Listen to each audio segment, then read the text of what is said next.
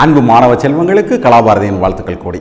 another interesting but simple problem என்ன செய்ய போறோம்? we are going to solve. என்னன்னு பாருங்களேன். the speed of the center of a wheel rolling on a horizontal surface is v0. ஒரு wheel சுத்துது, அதனோட centre, அதனுடைய வேகம் v0.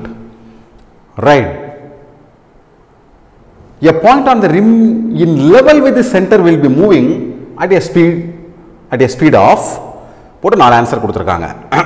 கிடைத்தளத்தில் உருளும் சக்கரம் ஒன்றின் மையத்தின் வேகம் v0 சக்கரத்தின் பரியில் மையப்புள்ளிக்கு இணையான உயரத்தில் உள்ள புள்ளி இயக்கத்தின் போது பெற்றிருக்கும் வேகம். தமிழ் மொழி ஒரு மாதிரி இருக்கு இல்லைங்களா? Anyway right. So situation let us try to understand. இதான் வீல் இஸ் ரோலிங். ஸோ எல்லா ஆப்ஜெக்ட்டுக்குமே டிரான்ஸ்லேஷனல் மோஷன் இருக்கு. அதனுடைய வேகம் v0 கொடுத்துருக்காங்க. ஏன்னா சென்டர் ஆஃப் மாஸோடைய வேகம் v0. அதனுடைய பெரிஃபெரியில் இருக்கக்கூடிய ஒவ்வொரு பாயிண்ட்டும் v0ங்கிற வேகத்தில் இருந்துச்சுன்னா இட் இஸ் பெர்ஃபெக்ட் ரோலிங். நான் பெர்ஃபெக்ட் ரோலிங் எடுத்துக்கிறேன். It is perfect rolling. There is no sliding or skidding.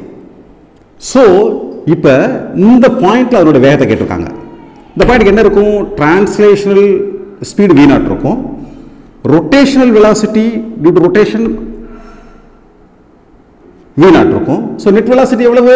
v0 வெக்டோரியல சம பண்ணுங்க.